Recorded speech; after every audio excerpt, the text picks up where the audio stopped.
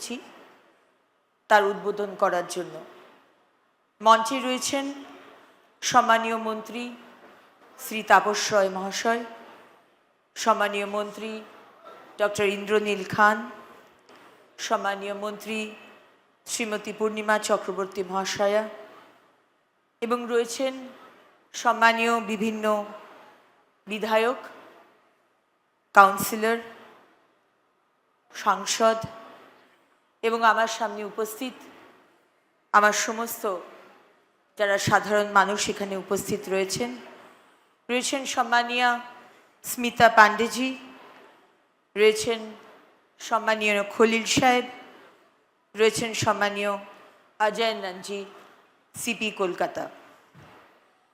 আন্তর্জাতিক যোগ দিবস 2026 উপলক্ষে পশ্চিমবঙ্গ সরকারের নগরোন্নয়ন ও পৌর বিষয়ক দপ্তর 15 জুন থেকে 20 জুন 2026 পর্যন্ত রাজ্যের সকল পৌরসভা ও পৌর নিগমগুলিতে স্বচ্ছতা সে স্বাগত নামে এক সপ্তাহব্যাপী নিবিড় পরিচ্ছন্নতা ও সবুজায়ন অভিযান শুরু করেছে। এই অভিযানের লক্ষ্য হল নিবিড় পরিচ্ছন্নতা কার্যক্রম, পরিবেশ সংরক্ষণমূলক উদ্যোগ এবং নাগরিকদের সক্রিয় অংশগ্রহণের মাধ্যমে আরও পরিচ্ছন্ন, সবুজ ও স্বাস্থ্যকর শহর গড়ে তোলা। রাজ্যের বিভিন্ন পৌরসভা ও পৌর নিগম নিম্নলিখিত কর্মসূচি অনুসারে বিশেষ কার্যক্রম গ্রহণ করবে। অভিযানের প্রথম দিনে মানে আজকে 15 জুন 2026 রাস্তা ও অন্যান্য আবর্জনা জমার স্থানগুলির নিবিড় পরিষ্কার পরিচ্ছন্নতা কর্মসূচি গ্রহণ করা হবে। এর অন্তর্ভুক্ত থাকবে রাস্তার ধারের এলাকা, মোড়, উন্মুক্ত আবর্জনা ফেলার স্থান, বাসস্ট্যান্ড ইত্যাদি।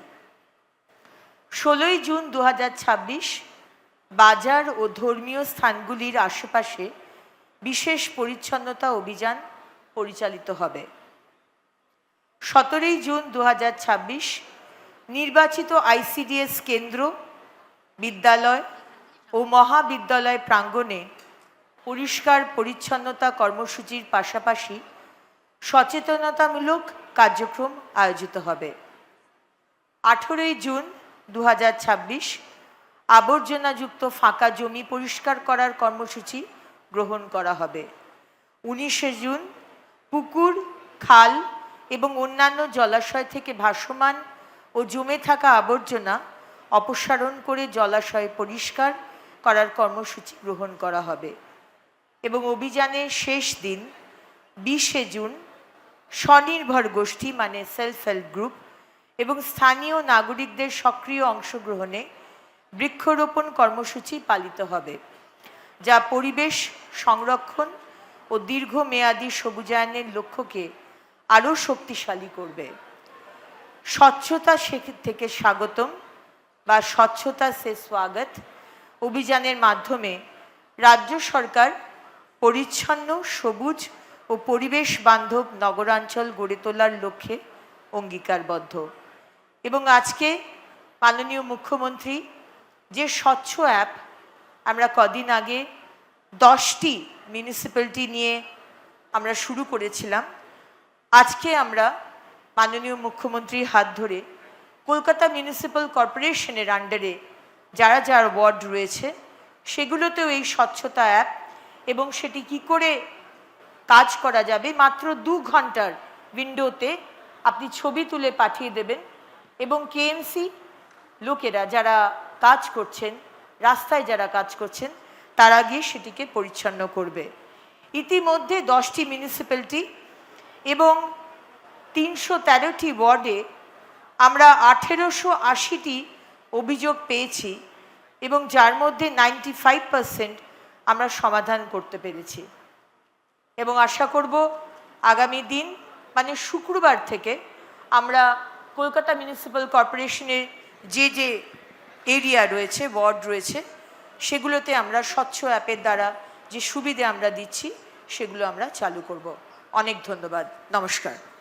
ধন্যবাদ জানাই মাননীয় মন্ত্রী শ্রীমতী অগ্নিমিত্রা পালকে এবারে মাননীয় মুখ্যমন্ত্রী শ্রী শুভেন্দু অধিকারী মহাশয়কে অনুরোধ জানাবো আজকের এই উদ্যোগ সম্পর্কে তার বক্তব্য রাখার জন্য। ভারত মাতা কি। সমবেত ভদ্রমণ্ডলী, কলকাতা শহরকে যারা সচল রাখেন, স্বচ্ছ রাখেন, এই সিটি অফ জয়, এই তিলোত্তমা নগরী, তাকে সুন্দর হিসেবে গড়ে তোলেন, রক্ষা করেন, এগিয়ে নিয়ে যান আমাদের কলকাতা কর্পোরেশনের আধিকারিক, ইঞ্জিনিয়ার, কর্মচারী এবং মহানগরের কর্পোরেশন পরিবারের সমস্ত ব্যক্তিবর্গকে প্রথম কৃতজ্ঞতা জ্ঞাপন করি। আমি 2017 সালে এসেছিলাম, তখন মন্ত্রী ছিলাম। তার বেশ কয়েক বছর পরে পশ্চিমবাংলার গণদেবতা জনতা জনার্দনের আশীর্বাদ এবং কলকাতা শহরের গুরুত্বপূর্ণ বিধানসভা ভবানীপুর, সেখানকার 8টি ওয়ার্ডের মানুষের আশীর্বাদ নিয়ে আমি মুখ্যমন্ত্রী হিসেবে আজকে এখানে আসতে পেরে নিজেকে ধন্য মনে করছি। এই সমগ্র ব্যবস্থাপনা, আয়োজক, উদ্দেশ্য ছোট্ট অথচ একটি মিনিংফুল, একটি কার্যকরী কর্মসূচির আয়োজক ব্যবস্থাপক আমাদের মাননীয় কমিশনার প্রশাসক কলকাতা কর্পোরেশন আইএস শ্রীমতী স্মিতা পান্ডে সহ তার সাথীদেরকে ধন্যবাদ জানাবো। আমাদের রাজ্যের অর্থমন্ত্রী তথা রাসবিহারী বিধানসভা কেন্দ্রের বিধায়ক এবং বিশিষ্ট শিক্ষাবিদ আমাদের ডক্টর স্বপন দাশগুপ্ত এসেছেন, যিনি পদ্ম অ্যাওয়ার্ডিও বটে। তাকে আমি যথাযথ শ্রদ্ধা জানাই। এই দপ্তরের মাননীয় মন্ত্রী, দুবারের এমএলএ, আমার ক্যাবিনেট কলিগ শ্রীমতী অগ্নিমিত্রা পাল মহোদয়া রয়েছেন, তাকেও ধন্যবাদ জানাই। কলকাতা শহর থেকেই নির্বাচিত এই রাজ্যের শিল্প বাণিজ্য মন্ত্রী, 5 বারের এমএলএ এবং একাধিকবার কাউন্সিলর এমএমআইসি হয়েছেন, 6 বারের আমাদের তাপস রায়, তাকেও ধন্যবাদ জানাবো। এবারে রাজ্য মন্ত্রিসভায় কলকাতায় আরও প্রতিনিধিত্ব পেয়েছেন। শুধু অর্থমন্ত্রী নয়, শিল্প বাণিজ্য নয়, মুখ্যমন্ত্রী নয়, আরও 2জন এমওএস হিসেবে দায়িত্ব পেয়েছেন। তাদের হাতে 4টি দপ্তর আছে, শ্রীমতী পূর্ণিমা চক্রবর্তী এবং ডাক্তার ইন্দ্রনীল খান, তাদেরকেও আমি ধন্যবাদ জানাবো। দক্ষিণ কলকাতার মাননীয় সাংসদ, বিদায়ী বোর্ডের চেয়ারপারসন, দীর্ঘদিন 7-8 বার তো হবে কাউন্সিলর, মাননীয় শ্রীমতী মালা রায় মহোদয়া রয়েছেন, তাকেও আমি যথাযথ সম্মান জানাবো। এখানে আমাদের সব এমএলএরাই এসেছেন, প্রায় এপক্ষ অপক্ষ নেই আমাদের কাছে, একটাই পক্ষ, উন্নয়নের পক্ষ, বিকাশের পক্ষ, প্রগতির পক্ষ। আমি প্রাক্তন মেয়র এবং বিধায়ক ফিরহাদ হাকিম এবং প্রাক্তন বিরোধী দলনেত্রী শ্রীমতী মীনা দেবী পুরোহিত সহ সকলকে আমার অন্তর থেকে সম্মান জানাই এবং সময়ের অভাবে সকলের নাম বলতে পারলাম না, একযোগে সকলকে সম্মানিত করি। আধিকারিকদের মধ্যে ইউডিএম এর সেক্রেটারি আমাদের খলিল সাহেব আছেন, নগরপাল আছেন। কলকাতা পুলিশ সাধারণ পুলিশ নয়, এর জন্য আলাদা আইন, আলাদা অধিকার রয়েছে, আপনারা জানেন। এবং কলকাতার সিপিকে এই কারণে নগরপাল বলা হয়, একটা বড় উচ্চতায় এই নগরপালকে দেখা হয়। আমরা চাই সেই গরিমা ফিরে আসুক, পুলিশের সেই মর্যাদা ফিরে আসুক। নগরপাল রয়েছেন, আমি তাকেও ধন্যবাদ এবং স্বাগত জানাই। প্রেস মিডিয়ার বন্ধুরা আছেন, আজকের কর্মসূচির উদ্দেশ্য স্মিতা পান্ডে মহোদয়া এবং শ্রীমতী অগ্নিমিত্রা পাল মহোদয়া আপনাদেরকে জানিয়েছেন। মাননীয় প্রধানমন্ত্রী আসছেন, বিশ্ব যোগা দিবস কলকাতায় অনুষ্ঠিত হবে, গোটা রাজ্যে হবে, গোটা দেশে হবে। যে যোগা দিবসকে 181টা দেশ গ্রহণ করেছে, সেই যোগা এবারে কলকাতায় মেগা ইভেন্ট হবে।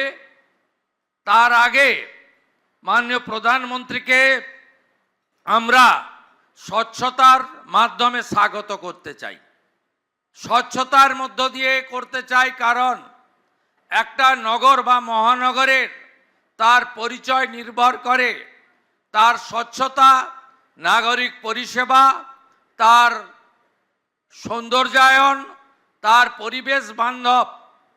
আমাদের বৃক্ষ থেকে শুরু করে আমাদের এখানে যে সমস্ত হেরিটেজ বিল্ডিং রয়েছে, বিভিন্ন ধর্মের আস্থার কেন্দ্রগুলি রয়েছে, এবং যে জিনিসগুলোর সঙ্গে আমাদের কয়েকশো বছরের ঐতিহ্য যুক্ত রয়েছে, সেই জায়গাগুলোকে আমরা যদি সুন্দর করতে পারি। প্রকৃতি মা এবং ভগবান সব দিয়েছে কলকাতাকে। এত সুন্দর নদী, এত সুন্দর তার পরিবেশ, এত সুন্দর পরিকাঠামো, এবং এখানকার লোকেরা এত রুচি সম্পন্ন, সংস্কৃতিবান, এবং তাদের শিক্ষা দীক্ষা সচেতনতা এত উচ্চতায় রয়েছে। আমরা একে যদি সঠিকভাবে কাজে লাগাতে পারি, তাহলে আমাদের কল্লোলিনী তিলোত্তমা, যাকে সিটি অফ জয় বলা হয়, একটা সময় যে শহর আমাদের ভারতবর্ষের কালচারাল ক্যাপিটাল ছিল, যে শহরে স্বামী বিবেকানন্দের মতো বিশ্ব বন্দিত যুব সন্ন্যাসী জন্মগ্রহণ করেছেন, সেই শহরকে আমরা ঠিক উচ্চতায় নিয়ে যেতে পারব। তাই আগামী 15 থেকে যে কর্মসূচি কমিশনার মহোদয়া এবং মাননীয় মন্ত্রী ঘোষণা করেছেন, আপনাদের সকলের সহযোগিতা আমি প্রার্থনা করি। আমি নিজে 17 তারিখে গঙ্গার পার্শ্ববর্তী এলাকা স্বচ্ছতাতে আপনাদের সঙ্গে সকালে থাকব, এবং 18 তারিখে আমি ভবানীপুর বিধানসভা কেন্দ্রেও সকালবেলা প্রত্যুষে আপনাদের সঙ্গে থাকব। আমরা 19 তারিখ একটি হাফ ম্যারাথন করব স্বচ্ছতার জন্য, যা শুরু হবে কলকাতা কর্পোরেশনের গেট থেকে, শেষ হবে ঐতিহ্যমণ্ডিত মহাকরণ রাইটার্স বিল্ডিংয়ের সামনে গিয়ে। সেখানেও আপনাদের সবাইকে উপস্থিত থাকার জন্য অনুরোধ করব। রাজ্যের যুব কল্যাণ দপ্তর এবং বিভিন্ন স্পোর্টস অর্গানাইজেশন কলকাতা পুলিশকে বিশেষ দায়িত্ব নিয়ে এই ম্যারাথনটি সংগঠিত করার জন্য আমি অনুরোধ জানাবো।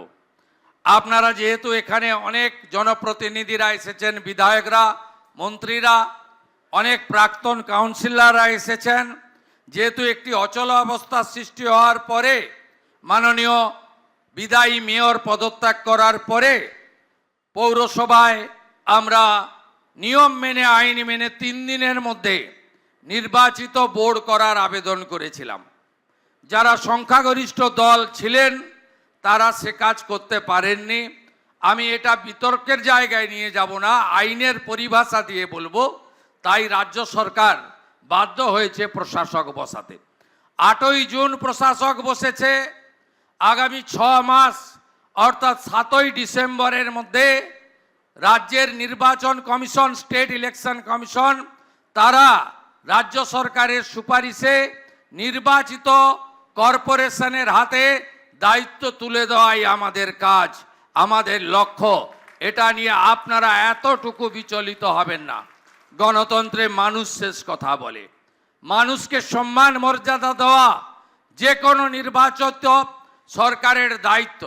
কিন্তু কর্পোরেশনের মতো যে শহরে শুধু স্থায়ী বাসিন্দা নয়, প্রত্যেক দিন লক্ষ লক্ষ মানুষ, শুধু এই রাজ্যের নয়, সমগ্র উত্তর পূর্বাঞ্চলের নয়, উড়িষ্যা, ঝাড়খণ্ড, বিহারের নয়, প্রতিবেশী রাষ্ট্র নেপাল, ভুটান, বাংলাদেশের নয়, গোটা ভারতবর্ষেরই মিনি ইন্ডিয়া হলো কলকাতা।